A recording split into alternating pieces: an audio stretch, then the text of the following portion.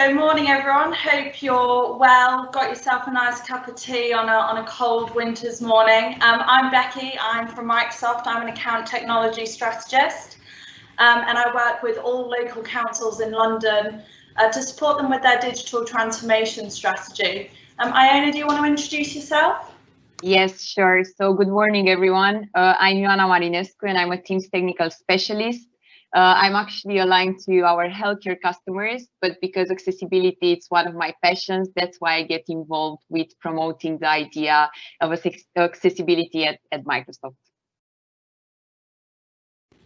Brilliant, thank you. So I wanted to kick things off today by just giving you a bit of an understanding of Microsoft and why accessibility and inclusion is so important to us. And hopefully by the end of this presentation, you'll see that we actually build with inclusivity and accessibility in mind. And that's really so that we can meet our mission statement of empowering every person and every organisation on the planet to achieve more. And this kind of was our revamped culture following our new CEO, Satya Nadella, coming in.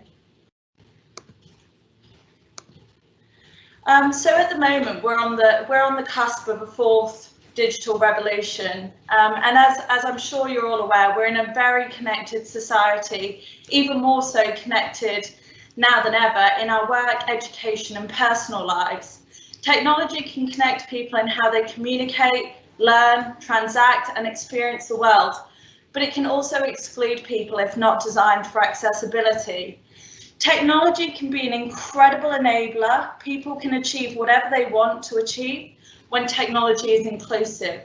However, if we do not build with inclusivity in mind, it can also exclude people. So for example, in this image on the screen, you can see a person who is blind, who may not be able to see, but now with the access to tools and services such as Seeing AI that helps turn the visual world into an auditory experience, they are able to experience it with everyone else.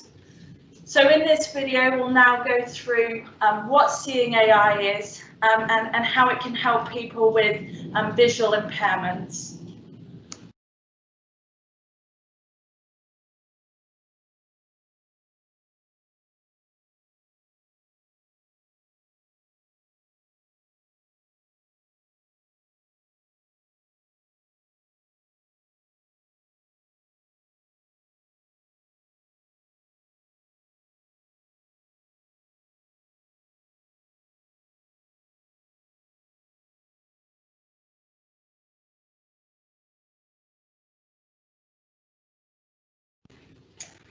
We may be having a couple of bandwidth issues with our video, so we'll pop the video link to the video in the chat window for you guys to watch afterwards. Sorry about that. So if we move on to what accessibility is and why it's so important for us to really make sure we are embracing accessibility and inclusive behaviours. There are 1 billion people in the world that have disabilities, and many of them don't fully participate in our economies or societies because they don't have access to technology or don't have the understanding of the technology to allow them to fully participate. And that's what we're hoping education sessions like today will help change. So if we go into the definition of accessibility, accessibility is when products and services, including electronic media, are designed in a way that everyone, including people with disabilities, can fully experience. They can include providing information in alternate formats, such as captions on videos, and enabling the use of assistive technology, such as screen readers. So a metaphor is that everyone, including people with disabilities, should have access to the same room in the same building, whether they need to use the stairs or the elevator.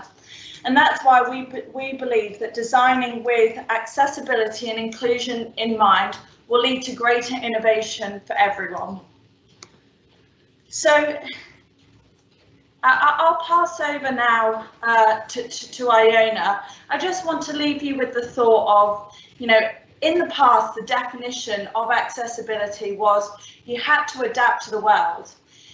Now the definition of accessibility is that the world will adapt to you. So when accessibility is part of the design of products and services, inclusion can be built in rather than bolted on. So let's talk more about what accessibility is. Thanks, Becky. So in the US alone, 26,000 people a year suffer loss of upper extremities, and this is a permanent disability. 30 million people suffer temporary impairments caused by different types of accidents. And 8 million experience situational exclusion because they might hold a child or a bag of groceries. As you might have already spotted, technology designed with the needs of someone who has one hand or arm has the potential to actually benefit everyone. And it is not always obvious when someone is living with a disability because the majority of disabilities are actually invisible. And to add to this, and very relevant for the situation that we are all going through at the moment, when we increasingly work and collaborate at distance, we are talking to people on the phone, via video conference, we're holding this type of events, and usually we don't have insights into the context, whether any form of disability is present or not. But what we know is when we place people and context at the center of our design process, the benefits multiply and they can be beneficial for actually everyone. So Becky, do you want to tell us more about the importance of designing for accessibility and inclusion? Yeah, absolutely. And I think this is a really, really powerful slide because it's basically saying if you don't design for accessibility and inclusion, it's like saying to every fifth person who walks through your door, I don't want to do business with you. So I guess the real important sorry, hang on. I guess the real important thing here is to call out that accessibility is a business imperative. We did a study and a bit of research, and it shows that companies that embrace best practices for employing and supporting persons with disabilities in the workplace outperform their peers. So businesses see on average 28% higher revenue, 2 times higher net income, and 30% better performance on economic profit margins, and that was a study done by Accenture. Moreover, accessibility empowers organisations, and you end up seeing both tangible value and intangible value. For example, there was a study done with a group of CEOs that found after in-depth interviews that accessible technologies can deliver significant tangible values through increased productivity, higher employee retention, and also led to reduced employee movement and increased satisfaction, trust, and access to the best talent available because of their accessibility strategy. It also left with higher revenues because, like I said before, if you don't build with accessibility in mind, it's like saying no to every fifth person that walks through your door. So at the end, technology is transforming all our lives in really exciting and new ways. The challenge and the goal is fostering a digital transformation that lives up to the promise of being accessible and inclusive for all.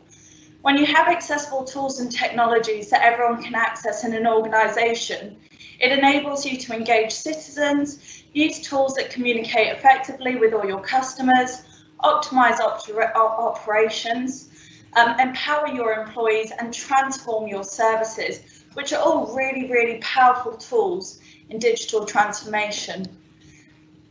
Iona, do you want to go into a little bit more around how we build inclusive design into our technologies? Yeah, definitely. So as Becky explained, accessibility starts with an inclusive design, and exclusion usually happens when we solve problems using our own biases. And at Microsoft, we actually seek out those exclusions and use them as opportunities to create new ideas and an inclusive design. This is to ensure that the next generation technology is accessible. And in order to make sure that this is the case, we must apply inclusive design principles and include people with disabilities in all stages of the technology creation process as we design, develop, but also when we test our new systems. So one example that I wanted to bring up during this event is our Xbox adaptive controller, which is designed primarily to meet the needs of gamers with limited mobility.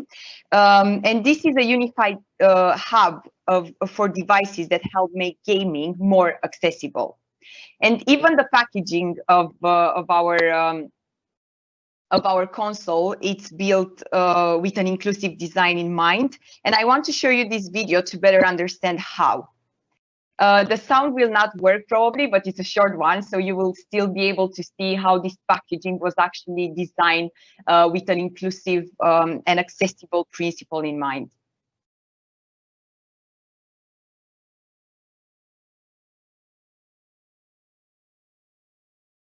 And also what I want to mention whilst you're watching this video is that the gamers with disabilities actually helped design the packaging for our Xbox adaptive controller. So again, we seek feedback, not only for people with disabilities, but from our customers and from everyone that is actually engaged with Microsoft in order to make sure that our design is built with this idea in mind.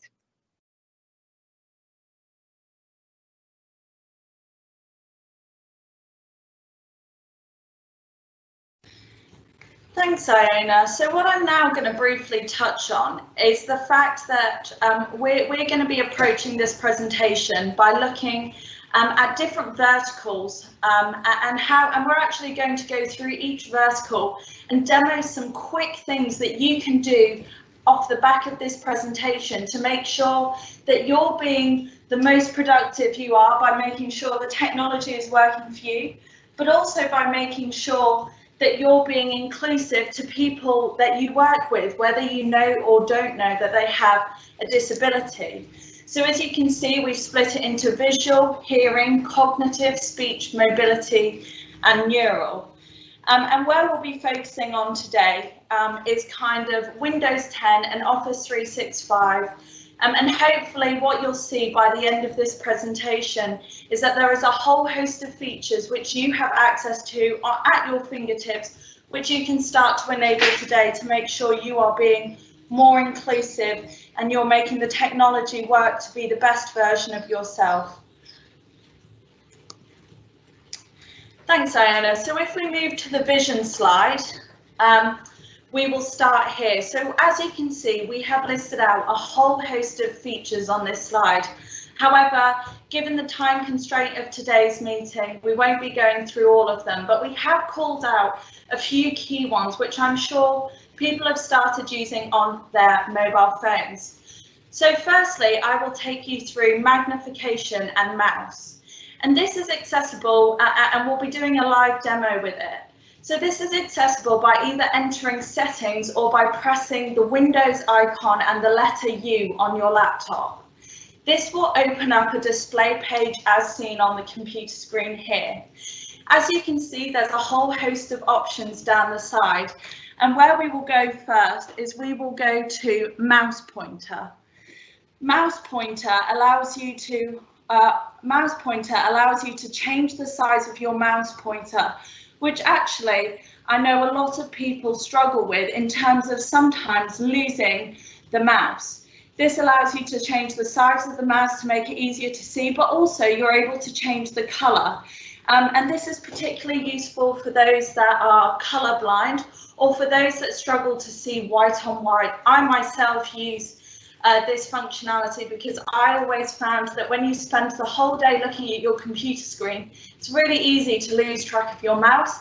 It's also really good for when you're doing virtual presentations, as it makes it clear where you're trying to navigate to. Additionally, we've got the feature of high contrast. However, for this particular example, we won't actually change the contrast of Iona's screen as it will take a second to reboot. But if you press the toggle there, it will change your contrast of your screen so that it's dark, as if it would on a smartphone. Finally, Iona's going to show you some of the visual the visual features that we have in Teams, as Teams is typically seen at the moment as one of the communication platforms that people are using to make sure you stay productive and in touch with your team.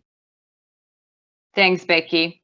So if I just go back to my presentation, I just want to mention that in Teams, I'm not sure if you're aware, you can actually change the theme that you're using by pressing your profile picture and going into settings and then select the general settings. And here you have multiple options, such as the default one, the dark version, but we also have something called high contrast, which again was built especially for anyone that had any visual impairments. And not only does high contrast mode enable someone with reduced contrast sensitivity to read easily and quickly, it also helps with eye fatigue by reducing eye strain for any user. So again, it can be used by anyone. This is the way it looks like. And as you can see, it's just a different layout that can actually help us, even in the scenario that we are all going through at the moment, when we probably spend most of our day in front of a computer, this may actually help to reduce that visual fatigue. And a different feature that we pointed out on this slide, and I also wanted to touch on, is a free application that everyone can download called Seeing AI. And hopefully my demo will work for you today. I'll try my best. So right now I'm sharing my phone because this is an application that you can download on your phone. So if I go into my Seeing AI application, as you can see here, you have multiple options. I'll bring a document in.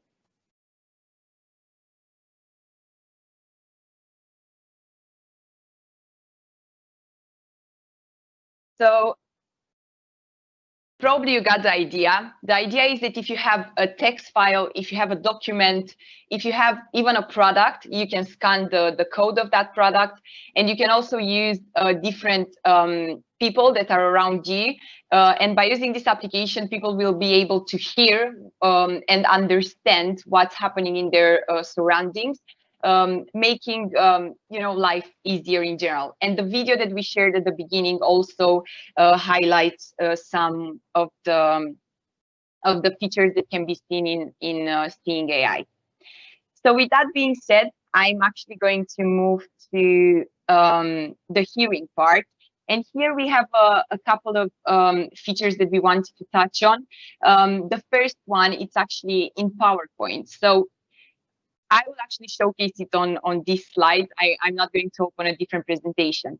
But besides the translation that you can see right now going on the presentation, you can also go into settings and actually select the language that the subtitle should be on.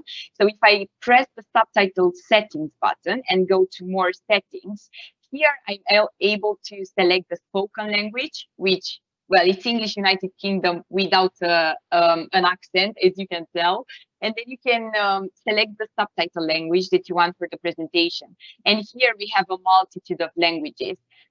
And basically, I will just go for Romanian because I'm from Romania. And if I press OK, now you will see the transcription change to Romanian. So a very powerful tool, which again was built initially in mind with as an accessibility feature, but it can actually help everyone that doesn't really speak a language, making all the content that you're sharing, presentations, more inclusive and ready for everyone. And then another feature that I want to show you, which is again related to transcription, it's if I open my stream, and maybe you are already familiar with this if you're using, if you're already using Teams. Sorry, I struggled there a little bit to find it. Is in stream, you actually have my content. So here is one of the meetings that I had in Teams, and I recorded. And if I press play, you will see my meeting here. But what's really important, besides the fact that I can select the captions, and then I have all the captions there, I can use the transcript feature and actually search for a certain topic that I know that was discussed during that meeting. So I know that we talked about DLP, which is basically a feature that we use in Teams for compliance reasons. And then it jumps straight to that part of the video where DLP was mentioned. So this will make things easier in order to find that specific content without the need of going through all the different, the entire recording. And finally, also on hearing, what I wanted to share with you today, it's the accessibility features that we actually have in Teams for this one. So one of them, as you might know, we already have live captions, so you will be able to see captions and transcripts during your presentation. But very important is that during your meeting, sorry. But very important is the fact that we also added something called speaker attribution, which will tell you exactly which person from that meeting it's actually speaking at a certain time. And we are also going to release live transcripts, which again, similar to what you've seen in stream, will enable you at the end of the meeting to have the entire transcript, also with speaker attribution. So you can see whoever spoke during that meeting, what they were saying without the need to watch the recording. So as you can imagine, this makes meetings more inclusive to participants who are deaf or hard of hearing, but also for people with different levels of language proficiency, and participants in loud places by giving them another way to follow along. So again, going back to the point that we were trying to highlight at the beginning of the presentation, when you're build accessibility features in mind with people that have permanent disabilities, you can impact everyone regardless of their situation. So with that being said, I'm going to pass it to Becky, who's going to touch on our mobility features. Thanks, Iona. And I think some really, really useful things that I always find I take away from those is, by turning on subtitles as a default, you're automatically making sure that everyone's included. It's 2 clicks of a button, and that way you also then get a transcript. And I think that's a really powerful tool, because how many times have we all been sat in a 3-hour Teams meeting where we've not been able to attend the whole thing, but you want to make sure that there were no actions given to you. So you're able to search for your name and find out very quickly if there was an action for you. And that really emphasizes again the point of, although that feature was built to make sure that the technology is inclusive, everyone can find a use for it to make them more productive. So now I'm going to touch briefly on mobility, and I'm going to start with PowerPoint Designer. And I think PowerPoint Designer is one of my favorite accessibility and inclusion tools. So it's, how many times have we all been creating a PowerPoint, and I can put my hands up and say, I have absolutely no idea how to make a presentation look good? Well, as you can see, on the Home tab at the far right, you've got design ideas. And what that means is you can take a jumble of pictures. So as you can see on the slide at the moment, there's pictures overlaying other pictures. There's absolutely no structure to it. And on the right, you can now see that there are different design ideas to make where PowerPoint will then make and present those images in a way which are really creative, and also and it does it for you with 1 click of a button. And I think that's a really, really powerful tool. You can do the same with words as well, where it will pick up the screen of what's kind of written on the page and pick up themes, and it will present it in a way which is then a common theme throughout your entire deck. Again, here you can see it can pick up some of the text that is written on the slide and actually pull out symbols which are associated with it. So that's design ideas. The other really powerful tool that has been enabled for mobility, which I use on a daily basis, is dictation. So how many times in a day do we get to the end of the day and your wrists are quite sore from spending the whole day behind your computer, for example? By enabling dictation, it allows you to speak into your computer and it will type it for you. So Iona's going to give the example here. Yeah, perfect. Thank you, Becky. So I'm going to speak right now and you will be able to see that it will be added to my document. Hopefully it will work for this demo. Let's give it a couple of moments. Maybe it needs to load. I'll just try it again to make sure that it works. So the dictate feature actually it's enabled in multiple applications.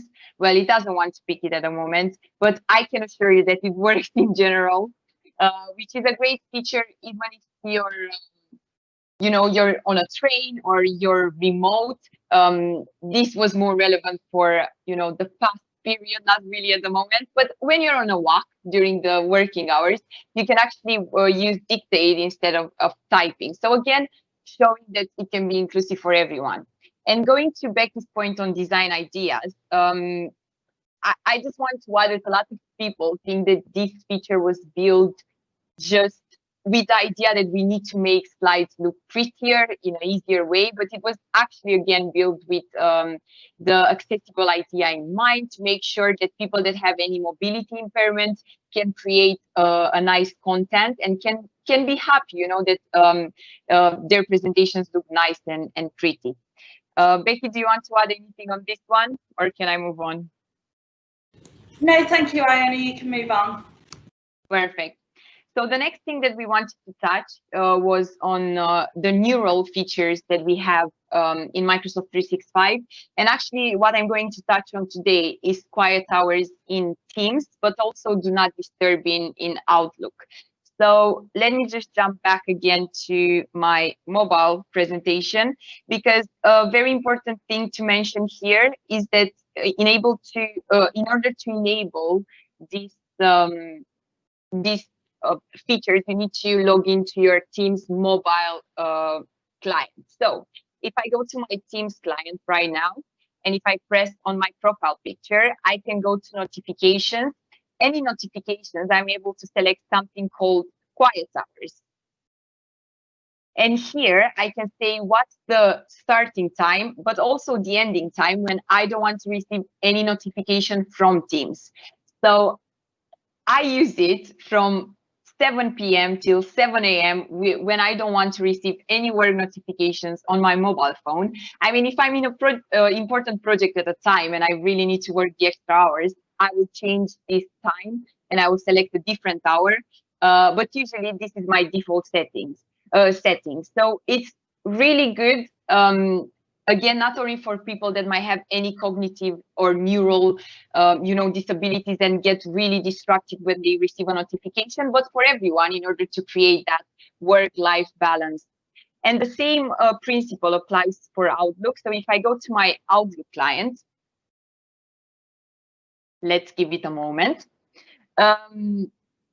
I can go to notifications again and select do not disturb, and I can do it for 1 hour or until tomorrow. And I have here multiple options to select during work hours, which I will not do because maybe I want to see the notifications, or during evenings when I really don't want to get disturbed by the emails that are going on in my are coming in my inbox. So as you can see, you can select different features that will help you to actually work in the way that is more convenient for you and make sure that everyone is productive, but also doesn't get distracted by everything that happens around you. So this was in terms of the neural features. Becky, anything to add?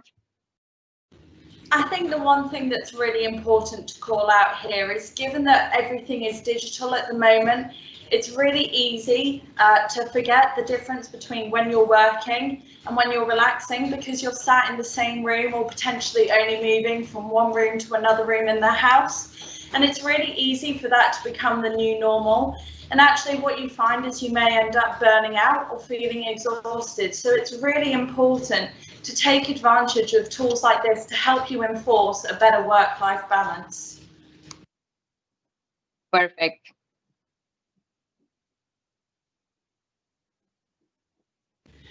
So I'm now going to touch on cognitive tools, and this for me personally is one that really benefits me on a daily basis because I'm severely dyslexic.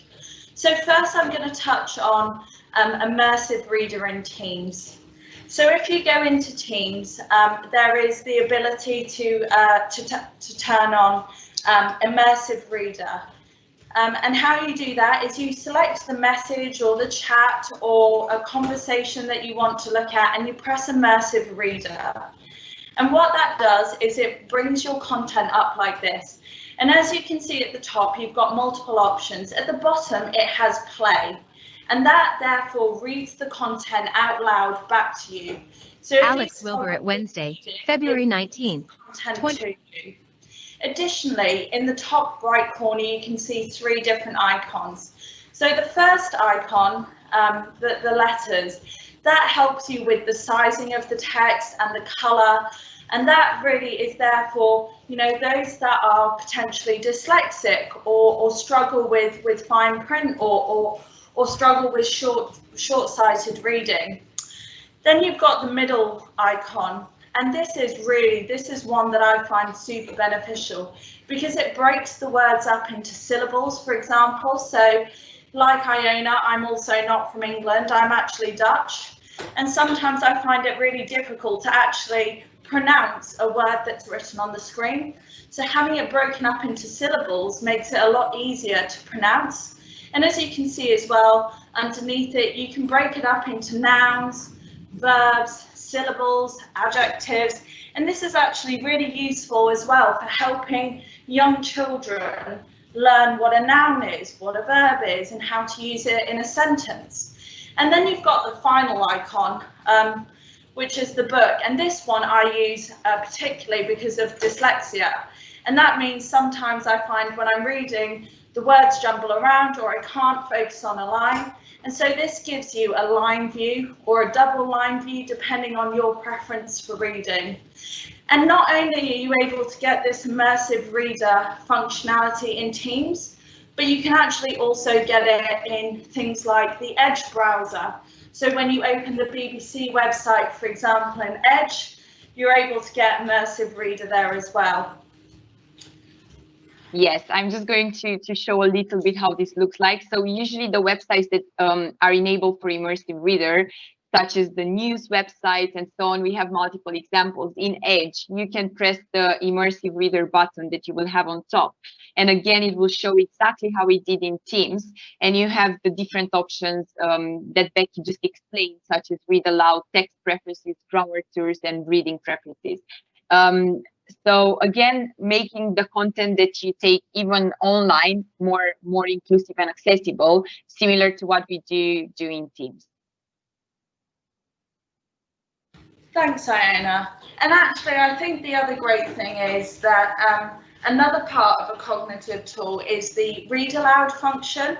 And as you've probably seen multiple times in this presentation, that feature actually reads the content on the page out loud to you. So for example, if you've got a Word document open with a lot of text, so sometimes I find when I've got a lot of learning to do or a lot of training, I'll use the read aloud function. Definitions help language learners when they have trouble choosing the right word.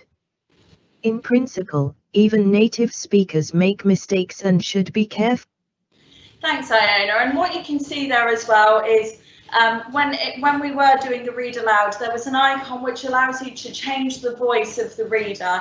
So if, for example, you'd prefer to have a male reader to you or one with an accent, then that is absolutely something you're able to do. Thanks, Perfect. Iona. Want to go with a couple of key takeaways now? Yeah, definitely. So as you can see, there are a couple and actually a good number of accessibility features across our Microsoft 365 technology. So this will include Windows 10, this will include the Office 365 applications. So what we are trying to say is that you can actually start being inclusive and make sure that the content that you're creating, or the emails that you're sending are all accessible for everyone, no matter their disabilities. And one of the things that not a lot of people know about, and actually it's enabled across almost all our Office 365 applications, is something called Accessibility Checker, and you can actually start using it today. I want to showcase it in Word, first of all, but again, you have it in Outlook, you have it in PowerPoint, you have it in OneNote, and this will make sure that the documents that you're creating, the content itself, it's an accessible one. So if I press the accessibility checker, this will tell me that the problems that are with my documents. So the first one will be the fact that it's very hard to read due to the contrast that I'm using, and then we'll suggest how I can actually fix it. And then will also tell me that picture one doesn't have an alternative text. So if someone will use a special device to recognize the pictures, or even if they will use read aloud, they will not be able to understand what's happening in that particular picture. And by adding the alternative text, I can make sure that this document is inclusive and accessible by everyone. And again, very important, this feature is across our Office 365 applications, so you can start using it today, and it's so easy to use, and then it will actually change and make an impact for people that are struggling with this.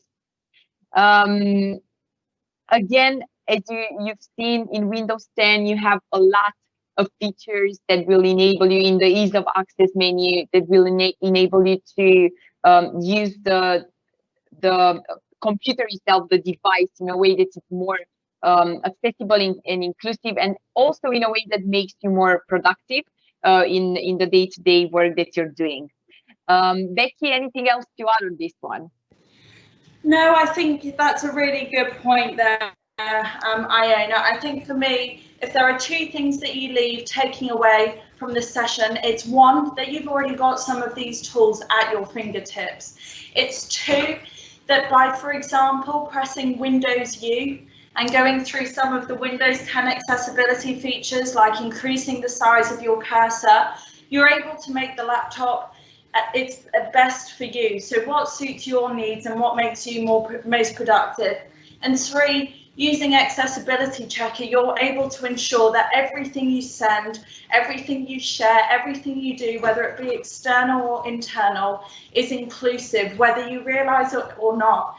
And that's by its functionality, which Iona just showed you, where it picks out things that might not be inclusive. For example, the red text on blue background. You know, red is one of the common colours that are hard to read for those that are colourblind. So it picks it out and it suggests a change for you. So those would be the three tips. You know, make the technology work for you by using the functionality that's built in, which you have access to with the shortcut Windows U. Check everything you do with Accessibility Checker, and make sure, you know, you're making yourself and others' behaviour around you as inclusive as possible. So we wanted to leave you today with a couple of things to do if you need help or if you're struggling. The first one is the Disability Answer Desk, and we will share this presentation with Chris and the team afterwards, who, if you would like a copy of the slide decks, I'm sure they can be made available to you. But in this is an answer desk which answers questions at any time of the day around anything to do with accessibility and inclusion, whether it be you don't know how to enable a tool, whether you don't know what it does, or whether you have a question about maybe something that you've spotted that we're missing. Next slide, please. Additionally, what we've done is we've included a couple of links which we think will help you if you are wanting to now get started with your accessibility and inclusion journey. And that includes links to a Sway, for example, which is that first link, which is a one-stop shop to everything accessible across the entire technology stack. And it takes you through how to use it, how to enable it, and how to share it with others in your team so that they're able to take advantage of it. We've also got a whole host of other links there, some of which are videos, some of which are useful end user guides, some for those that actually sit in IT on how to answer accessibility and inclusion questions if you work, for example, at a service desk. So we've made sure we've included a variety of links on the next 2 slides that we think might benefit you. And with that, I'd like to leave you with the thought that disability isn't differently abled, it is differently abled, not less abled. And we hope that you leave today's presentation with a few tips and tricks that can help you be more productive and more inclusive on a day-to-day basis. Thank you. Thank you all.